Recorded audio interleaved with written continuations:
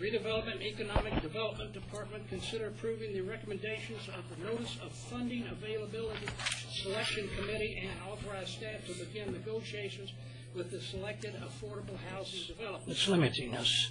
We're not like the federal government or the state government that just spends what they don't have. And we have some that are set aside for projects that are undeveloped and moving along right now. And we must be able to complete those things because we voted on it and we've set aside that money for it. So we cannot steal money from them and watch them languish undeveloped sitting across the street from us and so forth. So it would appear, unfortunately, that we only have around $18 or so million. Now, we just a couple of weeks ago had to set aside perhaps about $7 million, what I like to call extortion money, to continue to have redevelopment. We just found out yesterday that the Supreme Court of California had put a stay on that. Doesn't mean that that's not going to happen, but if they say we don't have to have this opt-in thing, that's $7 million that'll stay home for us to use for affordable housing, which we have to have. Everybody realizes the SCAG and everybody else says we need more affordable housing and senior housing. Okay, so this is what we're working on right now. The sad thing is we've had all of you come up and talk about your projects, and they are wonderful. They are wonderful. I feel like a guy sitting amongst a bunch of little kids and I only got 3 or 4 lollipops. Which ones am I going to give the lollipops to when all of the kids are deserving one? The thing is, we're not going to be able to do all of them right now. And that's what's so distressing, because all of them are good, all of them would be used.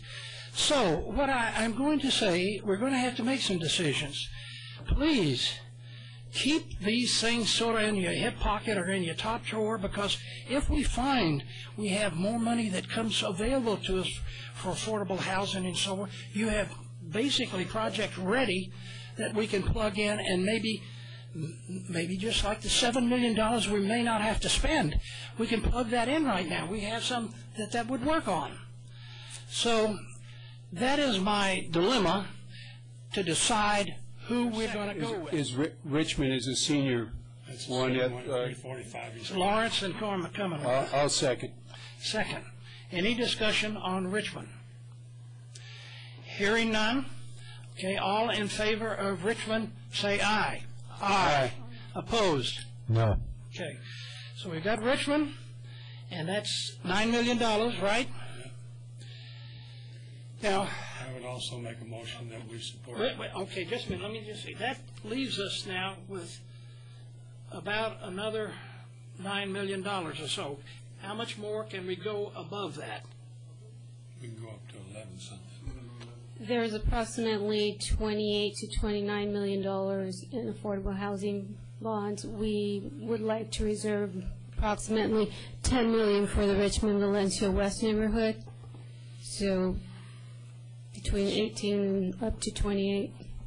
Okay. With that, Mr. Mayor, looking at St. Anton Partners' estimated cost per unit at $77,000 in 148 proposed units, I think that's a extremely good use of the funds. So I would move that we approve St. Anton Partners. Is there a second? Second. Okay, open for discussion. We need to ask for public comment before we're doing a lot of voting. We haven't had any public comment. Okay, that's a good point. Anyone want to come discuss the two that we've already voted upon? Also have a motion and a second. All right, come ahead then. I'm sorry.